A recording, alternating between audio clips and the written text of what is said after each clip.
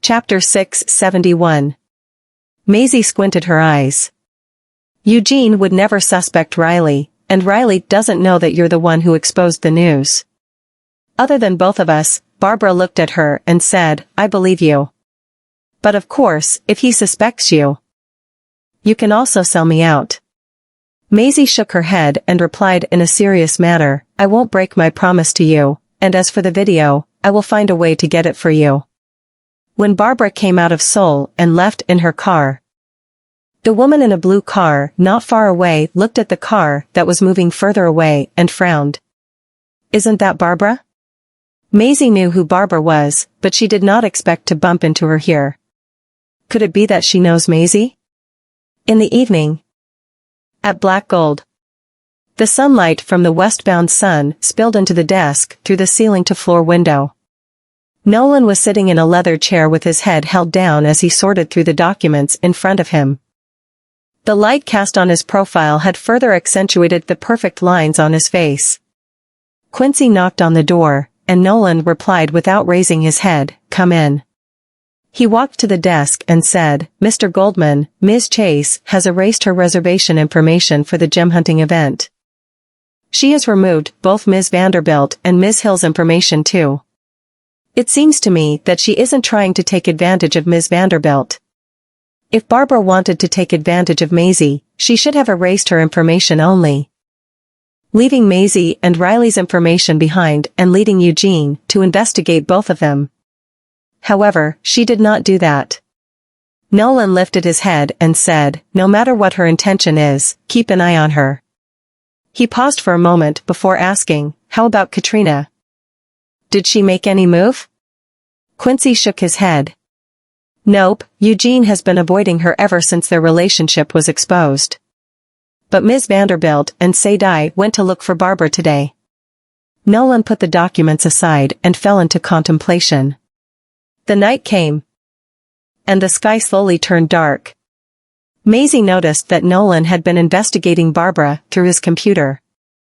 When he came out of the bathroom after taking his shower, Maisie showed him the material and asked, Why are you investigating Barbara?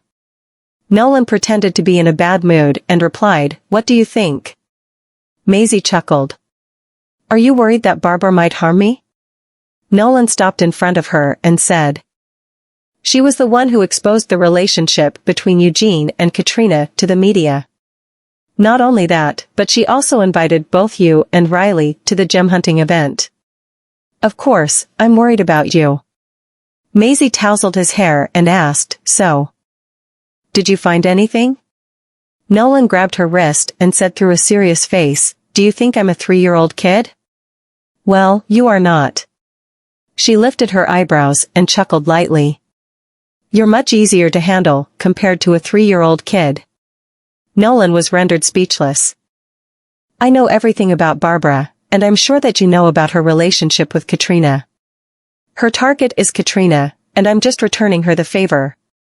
After all, she helped me a lot in pulling Mr. Ludwig down. Maisie took a towel, stood on the tip of her toes, and tried to help him dry his hair.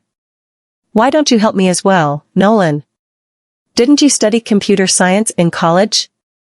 Nolan wrapped his arm around her waist and asked, How did you know that I studied computer science in college?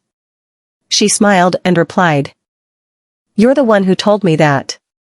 He did not have any memory of it, but she still remembered it. This was the first time she asked for help from him, so he leaned closer and asked, What do you need me to do for you? There is a video on Katrina's phone. It's about Barbara. And it might negatively affect the Chase's reputation if it gets out. Maisie coiled her arms around his neck, and there was a smile on the tip of her lips.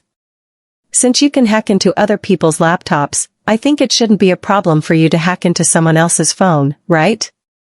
Chapter 672. Nolan carried her to the table and secured her tightly in his strong arms.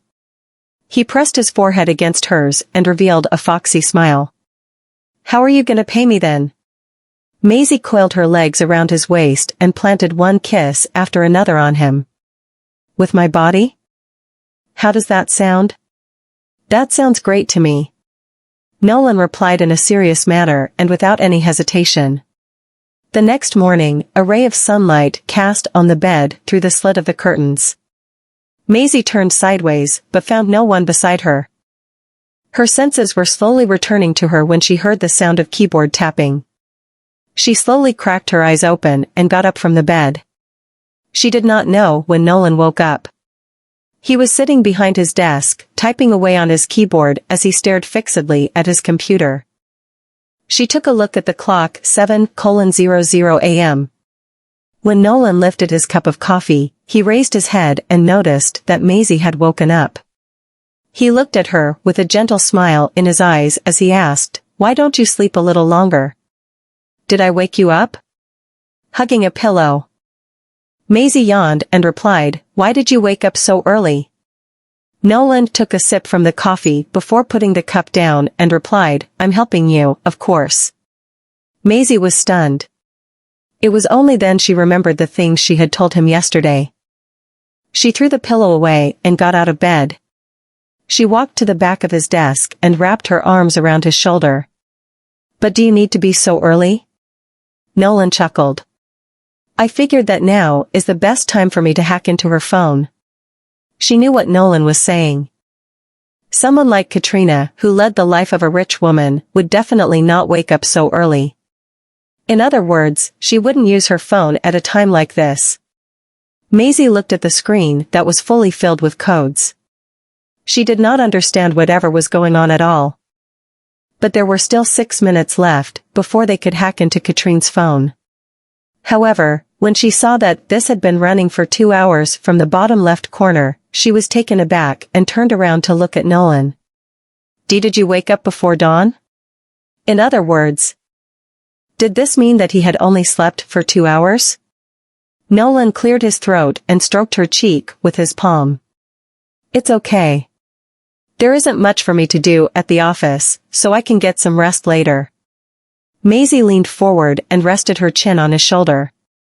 She pressed her cheek closer to his and grinned from ear to ear. "Thank you so much, honey. You're the best." Nolan was stunned for a moment, and the tips of his ears turned red. After successfully hacking into her phone, they ran through her call records. Other than Barbara's father, the person who she had called the most was none other than Eugene. However, Eugene rarely picked up her calls. Even if he did answer her calls, their conversation wouldn't last longer than 3 minutes. What surprised Maisie the most was there were a lot of videos about Eugene on her phone. Just when she was about to click into one of them, Nolan suddenly grabbed her into his arms and closed her eyes. "No. I won't allow you to look at something like this." Although Maisie did not have a clear view of the videos, she more or less could guess what they were all about. She chuckled. "Why? Are you worried that it might get my eyes dirty?" Nolan held the mouse in one hand and scanned through the videos. Maisie seized her chance and stole a glance at them. Then, she turned her head around and buried her face into his chest. This is so gross." She did not expect that they could find such videos on Katrina's phone. Nolan turned her around, forcing her to look at him. He pinched at her waist as a punishment and said, "Who asked to glance at them?" Maisie felt itchy and squirmed in his arms. She covered her face with her hand and looked at him through the slit between her fingers. "How would I know it would be that kind of video? I didn't expect Katrina to have such a hobby." She reckoned that Katrina kept these videos to blackmail Eugene. Perhaps even Eugene himself didn't know that Katrina had saved these videos on her phone.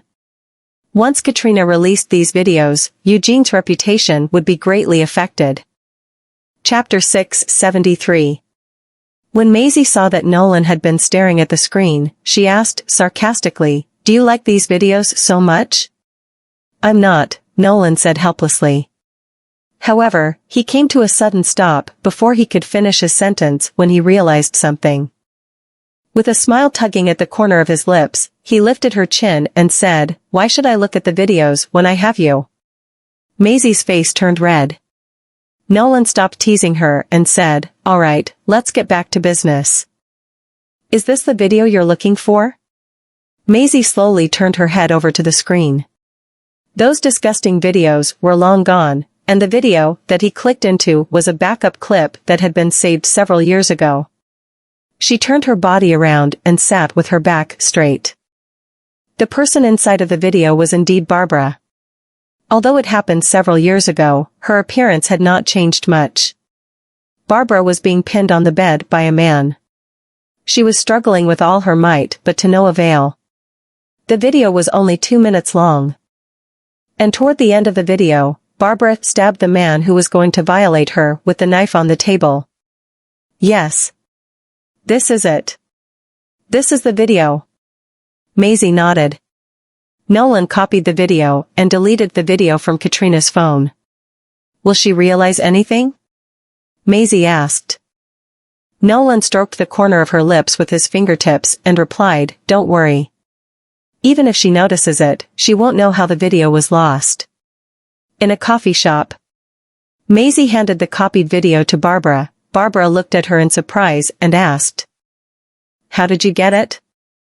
"I asked Nolan to hack into her phone and get it from there," Maisie replied with a smile. "Don't worry. We've deleted the video on her phone too. She won't be able to threaten you anymore." Looking at the copied video in her hand, Barbara let out a sigh of relief. Then, she earnestly said, "Thank you so much, Maisie." "Don't mention it," Maisie said. She suddenly remembered something and asked, "How did she get the video, by the way?" Barbara frowned. "I don't know either. Perhaps someone had installed cameras in that room at that time." This was the best explanation they had right now. Maisie stirred the coffee with a spoon and asked, "So what are you going to do next?" Barbara clenched her phone tightly and said calmly, "As long as she no longer has something in her hands that threatens the chases, I should still do what I have to do." Maisie lifted her head to look at her and said meaningfully, "Honestly, you don't have to do anything to her. Eugene has never wanted to marry her. Even if you don't do anything, Eugene won't let her off so easily." Barbara was stunned and looked at Maisie in confusion. 2 days later, Eugene returned to Stamford Manor. Katrina greeted Eugene with a pout when he was finally willing to come and see her. "Eugene. I missed you so much." She put her hands on his shoulder and showed him the ring. "Eugene, do you think this ring looks nice on me?" Eugene's expression sank when he saw the ring on her finger. He grabbed her wrist and asked, "Where did you get the ring from?" This ring was the antique diamond ring that he had ordered when he married Samantha. It cost him about $3 million, and this was the only pair. Katrina fell silent for a while as she had not expected his reaction. "Eugene. Everyone out there is saying that I'm a homewrecker. I don't want to be a homewrecker anymore, but I've been waiting for you for so long, and I'm running out of patience." You're not lying to me, are you?" Eugene did not expect Katrina to say something like this. His face was dark as he asked, "Are you going to use this to threaten me?" Katrina pulled her wrist out of his hand and dusted his suit. "Eugene, I gave 5 years of my life to you.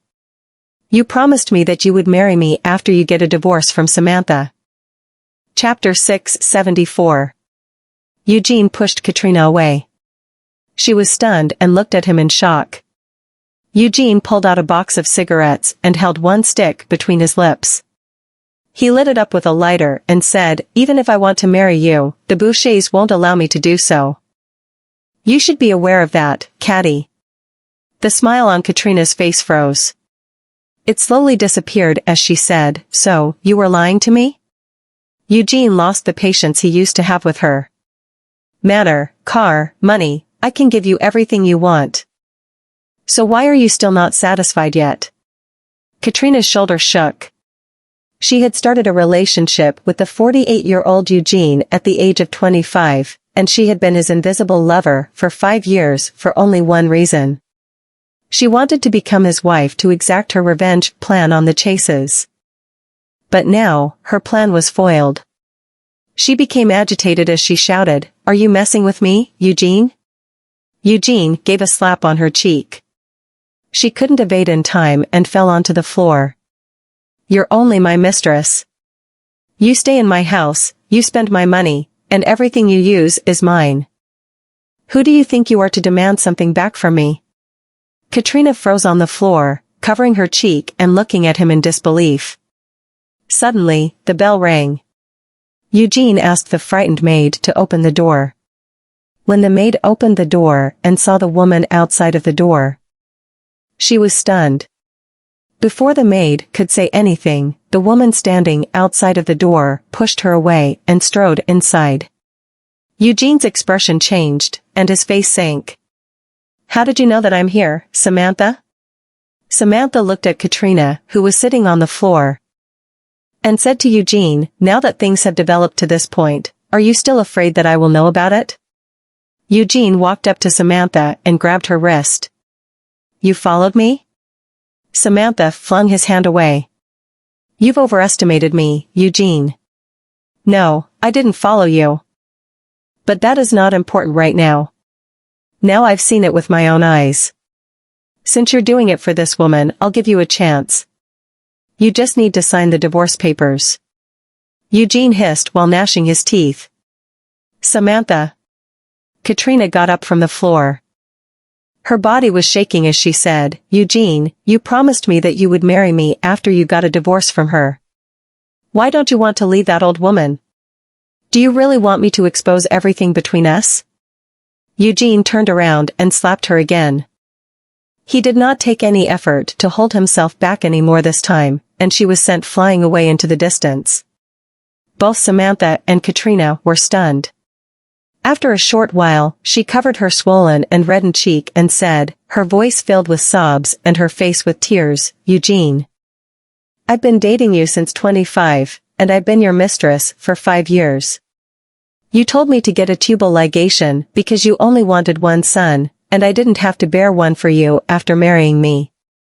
Now that I think of it, I must be the most foolish person to believe you and ruin my life." Samantha looked at Katrina in surprise. She did not expect that Katrina would really go and get a tubal ligation. It was only now she knew why Katrina had never been pregnant once in the past 5 years.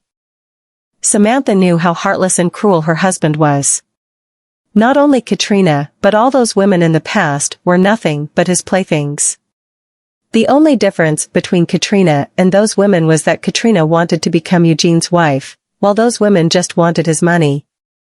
Samantha had long been exhausted by Eugene's unfaithfulness.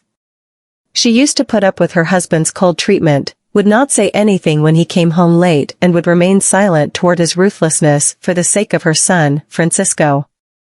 However, now that her son was old enough to form a family of his own, she decided that she wanted to be herself.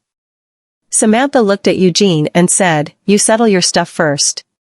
We will talk about the divorce later." Just when she turned around, Eugene's angry voice rang out. "Are you the one who exposed the scandal between Katrina and me?"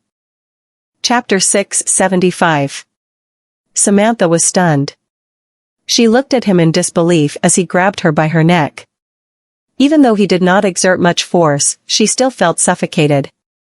He asked, "Did you expose the things between Katrina and me just to force me to sign the divorce papers?" Samantha laughed. "Do you think I'm the one who did it?" Eugene did not say anything in return. At the same time, a woman came in with 2 bodyguards. She was none other than Barbara. Katrina was stunned when she saw Barbara. "Yelena?" Yelena was Barbara's name before changing it. No one was more familiar with Barbara's face than Katrina. "You've returned?" It went without saying that Eugene knew Yelena was a member of the Chases. It was just that he did not expect her to show up here. Barbara was not afraid at all when she saw Eugene. She ignored Katrina and said to Eugene, "I heard that you're looking for the person who exposed your scandal, Mr. Boucher?"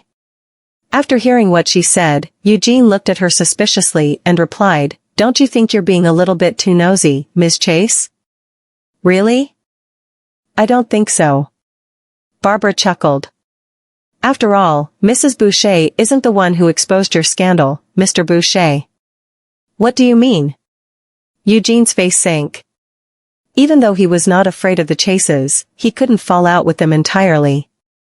After all, his father, Richard, was Barbara's grandfather's colleague in the authorities. Barbara replied calmly, "I'm the one who did it." Eugene was stunned. Katrina got up from the floor. Her pretty features were contorted into a grimace of anger as she shouted, "So it's you, Yelena. You're the one behind all of this." Barbara helped Samantha get to her feet and stood beside her. She said, "I just can't take it when a husband abandons his wife for another woman, so I decided to do Mrs. Boucher a favor." Eugene laughed coldly. "Who do you think you're to poke your nose into my family affairs, huh?" "Well, it's true that I don't have the right to poke my nose into your family affairs," Barbara replied. "But your mistress over there is related to the Chases. I'm sure you're aware of it, right?" Eugene was stumped. "What do you mean by that, Yelena?" Katrina shouted angrily. Barbara walked up to Katrina and said, "You think you have something in your hand that you could use to threaten me, so you're willing to become Eugene's mistress in order to become one of the Bouchers and get revenge on the Chases. Did you think I'd give you a chance?" Katrina wanted to grab her collar, but the two bodyguards at the back prevented her from doing so. She then pounced toward Eugene and complained, her mouth pouting. "Did you hear that, Eugene? She's the one behind everything. You must do something to her." However, Eugene did not say anything. Although he had been looking for the person that exposed the relationship between him and Katrina, his objective was not to get rid of her but to squeeze the last bit of worth out of Katrina. It was just that he did not expect Barbara would show up and admit it herself. Barbara laughed and looked at Eugene, whose face was dark. "Mr. Boucher, you're one of the Bouchers, and I'm sure you don't want to get fooled by a woman, right?" "Yelena!" Katrina shouted at her furiously. "What do you mean by that? Are you saying that I'm fooling Eugene? Well, if that's the case, why don't you show Mr. Boucher your phone?" Barbara said as she stared at Katrina coldly. Katrina's face turned pale when she heard the word phone out of Barbara's mouth. Eugene suddenly grabbed her arm. "What is in your phone?" Katrina's body trembled, and she averted her gaze guiltily. "No, nothing. There's nothing in my phone." Barbara pressed on. "Is it nothing, or are you afraid to show it to Mr. Boucher?" Katrina jerked her head around. And she was stunned when she met Barbara's eyes. There was nothing but confidence on Barbara's face, and it seemed to her that she knew about the things in her phone. Katrina's brain went blank. Chapter 676. Katrina would always carry her cell phone with her. She would not even let Eugene touch it because others could not know all the secrets that were stored in the cell phone.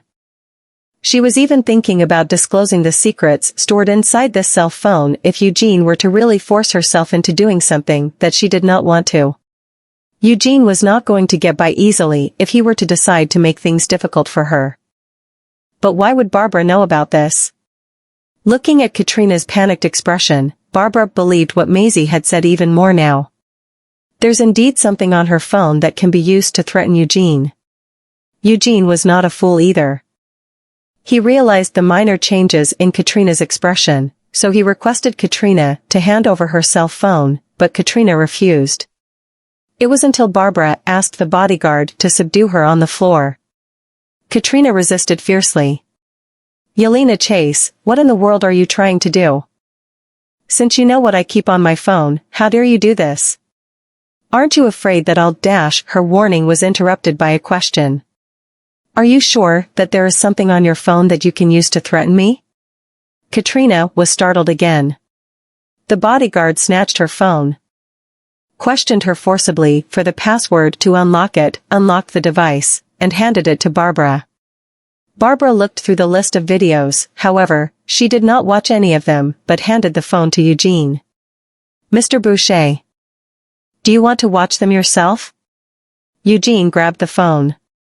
Katrina shouted. "No." Unfortunately, Eugene had already tapped on a video, and the unbearable voices that came out of the loudspeaker caught him off guard. They were his and her voice.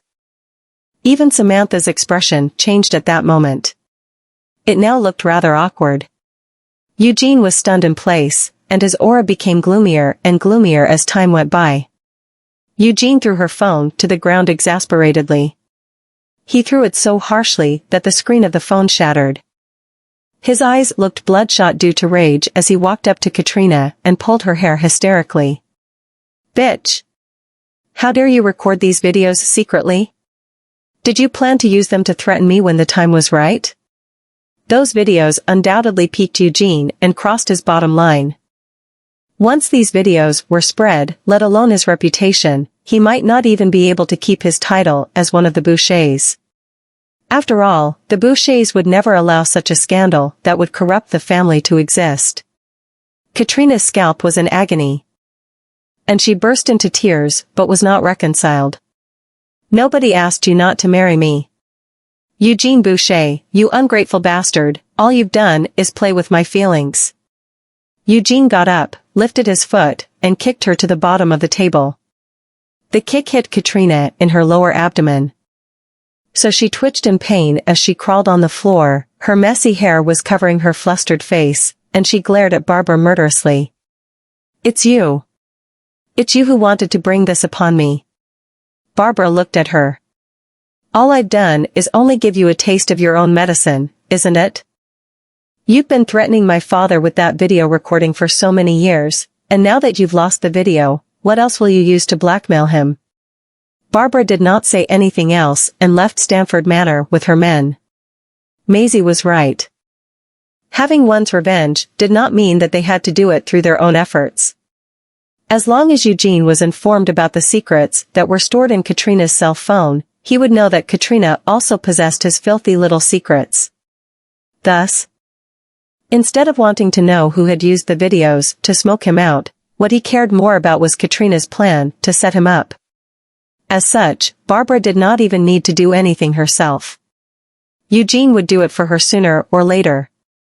Katrina wanted to explain, but the pain that she felt all over her body made it difficult for her even to catch her breath. Not to mention the panic that she was going through when she saw Eugene's gloomy face. She crawled to Samantha's feet and asked her for help. However, all Samantha did was give her a profound glare. She then took a few steps backward, turned around, and left. Barbara was about to get in the car when Samantha stopped her. "Ms. Chase, please stay for a moment." She turned around and faced Samantha with a smile. "Mrs. Boucher." Samantha lowered her gaze. "You're the one who asked me to come to Stamford Manor. What's the purpose of getting me here to witness this whole farce live?" Chapter 677. "She's the one who exposed the scandal between Eugene and Katrina and sent me Stamford Manor's address on purpose, telling me that Eugene and Katrina would be here. Did she do all these so that I could be here to watch this play live?" Barbara smiled. "I don't mean anything else. I just wanted you to witness this scene and then rethink your stand on your divorce with Mr. Boucher." Samantha was stunned for a moment and did not speak. Barbara added, "Katrina wants to get herself through the gates of the Bouchers and into the family. But the Bouchers will never agree to that. And I can't let her do so either. You should have witnessed her fate now. Mr. Boucher had no intention of marrying her all this while, so if it were not for these incidents, Katrina would have accepted her position in life and lived as Mr.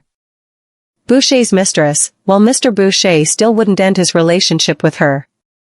Samantha had already decided that she wanted to proceed with the divorce, and she could also understand the implicit message hidden in Barbara's reply.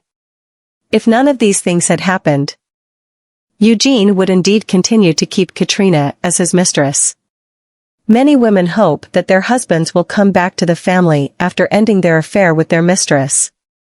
That's why most of them chose to give up the idea of a divorce in the end. However, Samantha's disappointments throughout all these years of marriage had already pushed her toward her limits. These disappointments had already started to accumulate more than 10 years ago. She had endured everything up until now for the sake of the child. But even if she did not opt for a divorce, she was living an extremely depressing life when she was living in this family. Her son and even her father-in-law were both on her side, so since she had been given a chance to set herself free, why should she imprison herself within this family? No one knew what Eugene had done to Katrina, only that Katrina was no longer living in Stamford Manor in the next few days. It was said that Eugene had chased her out of the manor and banned her from all activities in Basburg. Samantha insisted on getting a divorce from Eugene. Unfortunately, Eugene refused to sign the papers, so the lawyer in charge had to come forward. The lawyer that Samantha hired happened to be Jenny's father, and all evidence pointed to the fact that Eugene had cheated, had shown traits of domestic violence, and had threatened his wife. Moreover, the couple had been separated for almost half a year, plus Samantha had not named any terms, nor had she asked for half of Eugene's assets. That was how the divorce passed smoothly in the end. At the entertainment club, Riley, Barbara, and Maisie raised their glasses for a celebration toast. My second aunt has finally gotten a divorce. Nothing's impossible as long as you're willing to put in the effort. It's great to see her lead that scumbag and live a happy life now. Barbara finished her glass of wine, smiled, and said, "So, we have to keep our eyes wide open before we choose to get married to someone. And what we need to do is to learn from Z." Maisie was caught off guard for a split second and then chuckled. "I was only lucky." "Yeah, you found a great man like Mr. Goldman just because you're lucky, but you still got to marry the man that you love." "Sigh, I'm so envious of you." Riley leaned on Barbara's shoulder. Barbara pushed her away in disgust. "Why are you envious of her?" "I think the young heir of the Lucases doesn't look too shabby either." Riley's expression turned gloomy as soon as Lewis's name was mentioned, so Barbara approached her. "Did the both of you argue?" "No." Riley put down her wine glass. "What's there to argue about? I'm not dating him. It's just an engagement. Besides, he's not marrying me because he likes me." "How do you know that he doesn't like you?" Riley took a glance at Barbara. "His ex-girlfriend looks better than me." "Actually, what's there to like about me?" "Maybe he just doesn't care about who he marries after breaking up with his ex-girlfriend." Maisie raised his eyebrows. "Speaking of which, you've already looked into his ex-girlfriend?" Barbara laughed. "Yeah, you're actually talking about his ex-girlfriend now. Have you met his ex-girlfriend?" "What's her name?" "Tell us so that we can help you analyze her." Chapter 678. Riley looked at the two of them. "His ex-girlfriend is quite a famous lady. Her name is Zyla Mayweather, a supermodel, and her father is the chairman of Royal Crown Entertainment Company." Maisie got into a slight pause. "Zyla Mayweather? This name sounds very familiar." She then asked, "Is she the international supermodel who often appears on the Sheena Jewelry Show?" Riley nodded. Maisie smiled. "Then I know who she is. She signed a contract with Luxella back when I was still in Staslo. And she is Luxella's ambassador for the Eurasia continent. I was fortunate enough to meet her a few times back in Staslo 9 years ago. She's indeed very beautiful looking." Riley rolled her eyes. "Isn't this a small world?" Barbara placed her hand on her shoulder. "Riley, don't be discouraged. They still broke up no matter how gorgeous she looks, didn't they? Maybe Mr. Lucas doesn't like her type?" Riley glanced at her. "He's managed to be with her for 6 straight years even though she's not his cup of tea?" 6 years? Barbara was surprised. They could have gotten married after being in a relationship for 6 years, so why did they break up? Riley responded with a scoff, "Who knows?" Riley and Barbara both drank quite a lot tonight, so the two staggered side by side when they came out of the club. A Bentley, which was parked not far away, honked and flashed its lights twice. Maisie subconsciously raised her hand to cover her eyes, only to see the person in the car getting out of the car. He was wearing a black trench coat. His handsome face looked warm and charming when he was standing against the blazing white lights. Barbara pushed Maisie. Your husband is here to pick you up.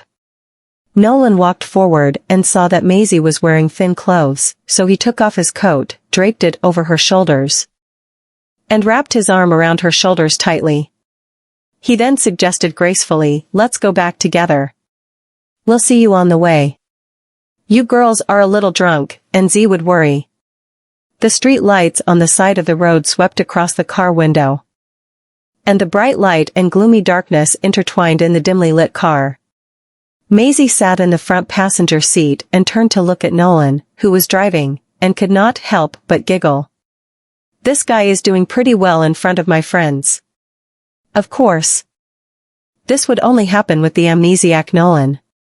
I think even Riley won't be able to see his gentleness and politeness if Nolan regains his memory. Barbara and Riley were leaning against each other.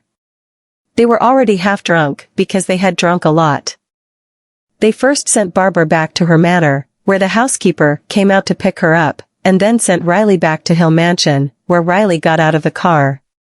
Maisie lowered the window. "Don't forget your keys." "Are you kidding me? Do I look like the kind of person who forgets to bring her keys out?" Riley waved her arm and did not forget to turn around. "You guys should hurry back already. Remind your husband to drive slowly." Maisie was relieved when she saw her step into the courtyard. That was when Nolan lifted the back of her hand and kissed her fingertips. "How did I behave today?" Maisie chuckled. "Very good. You can see that they both envy me." Nolan embraced her and kissed her on her forehead. "I'll make everyone in Bassburg envy you even more in the future." Riley stood at the door and tumbled with her satchel for a long time. However, she still could not find the key after searching through the bag's interior for a long time. She suddenly sobered up. No way. She crouched down on the ground and turned on the flashlight on her cell phone for some light. Unfortunately, she really had not brought her keys along with her. "Z, you jinx," Riley murmured sadly and indignantly. Seeing that her phone had only 6% of battery left, she quickly rummaged through her contacts. "Who can I call?" "Yes, Helios." After the phone call, Riley sat on the ground and waited.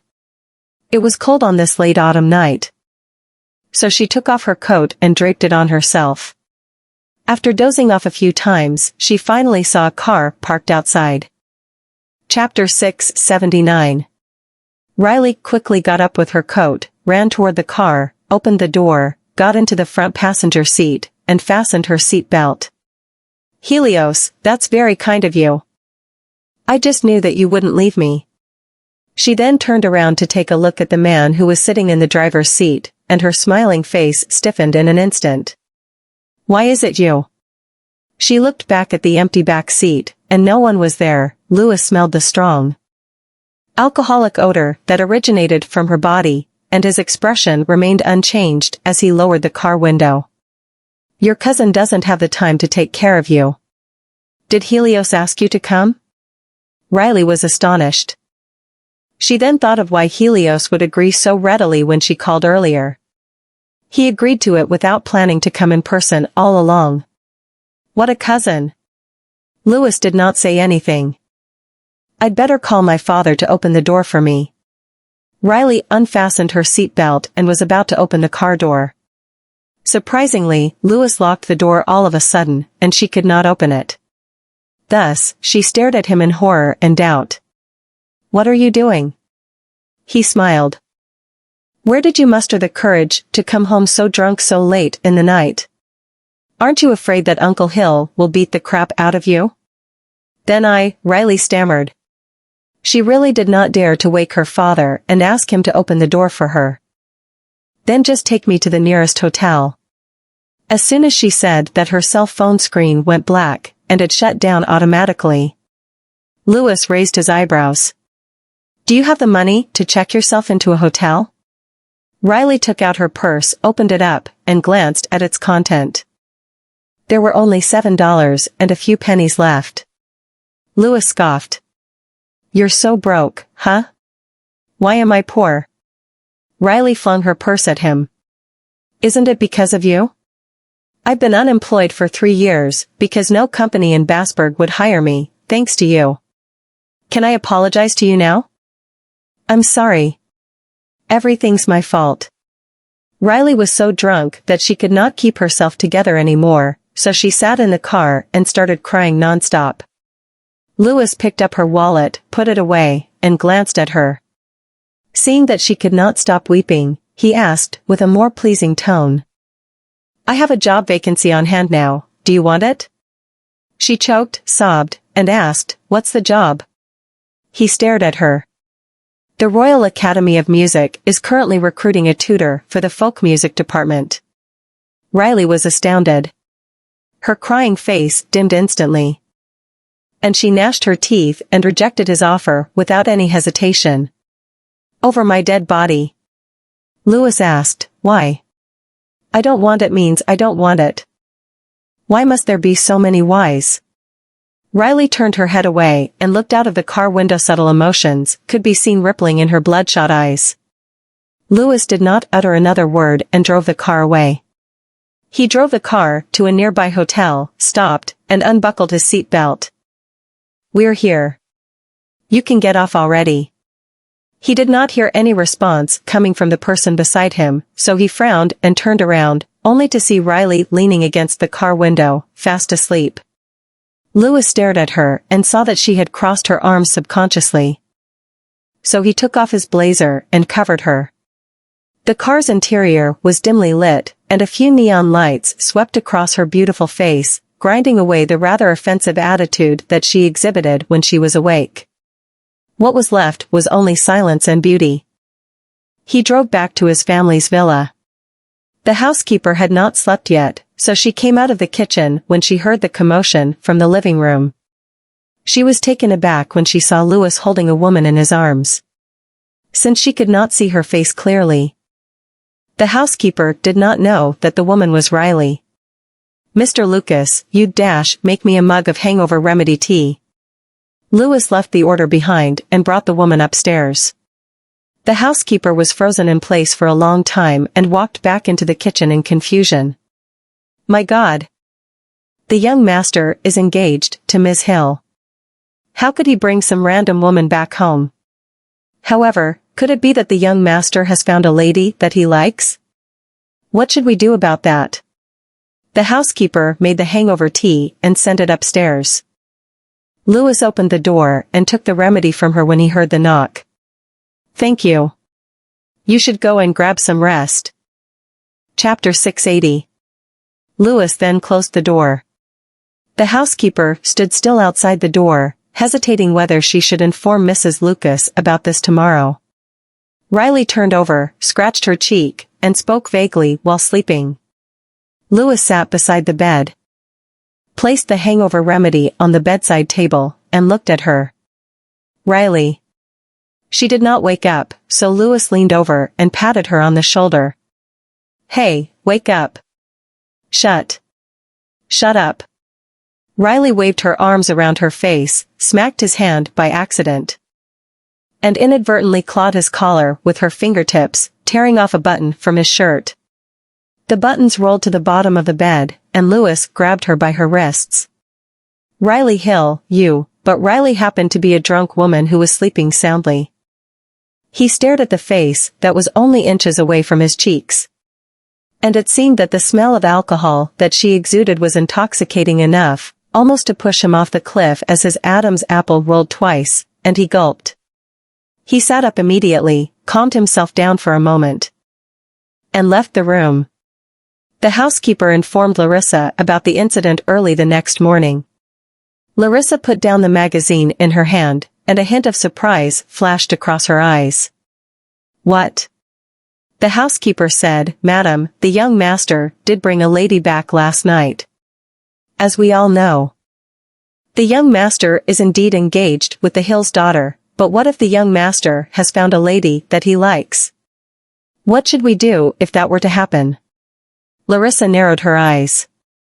She knew her son's personality. After his breakup with Zyla Mayweather, the daughter of Mr. Mayweather of Royal Crown Entertainment Co., he had never found another woman. Larissa had never gotten her mind off his age. She was extremely anxious about introducing ladies to him over blind dates, but it was a pity that her son had not fancied any of them. Thus, she had thought of their family's close-knitted relationship with the Hills. It would be perfect if she could get Riley to get engaged with her son, but if her son really did not want that, she would not dare to push it onto him too harshly. As such, she had mentioned the engagement 3 years ago and had not brought it up until now, as she was still waiting for her son to voice his opinion on the engagement. The strange thing was that Louis had never objected to the idea of this marriage. So why would he bring a woman back home out of the blue? It just so happened that Louis was coming downstairs, and his attractive face looked haggard, probably because he had not slept well. The housekeeper and Larissa exchanged gazes as he pulled out a chair and sat down with a bowl of oatmeal, but without bringing up what happened last night. Larissa cleared her throat and asked, "Louis, have you found a woman that you like?" Louis froze in position and then raised his head suspiciously. "What?" Larissa did not care whether it sounded too straightforward or not, as she had to get a clearer picture of the matter first, so she continued earnestly.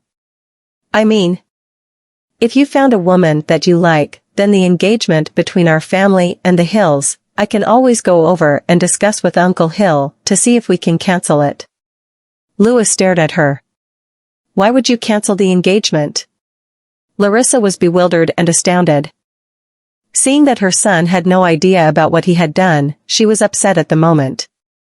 "If you don't want me to cancel the engagement, then why would you bring a woman back for the night?" Louis slowly ate the oatmeal in the bowl and gave off a casual smirk. "What makes you think this is a hilarious thing to do?" Larissa put her silverware down heavily. "Louis, I don't care who the lady you fancy is, but since you've chosen that woman, you should issue an announcement or a statement about your relationship. Not to mention that you still have an engagement on your shoulder. Yet, here you are, bringing another woman home for the night. How do you expect me to explain this to Uncle Hill?" Louis burst into laughter. "Wouldn't Uncle Hill be delighted to know about this?" "You." Larissa's face turned purple with anger. "If you don't want to cancel the engagement, then break up with the lady that you brought home last night. And if you wish to be with this lady, then I'll inform the Hills truthfully and give them a proper explanation for that. After all, this mess originated from my useless son."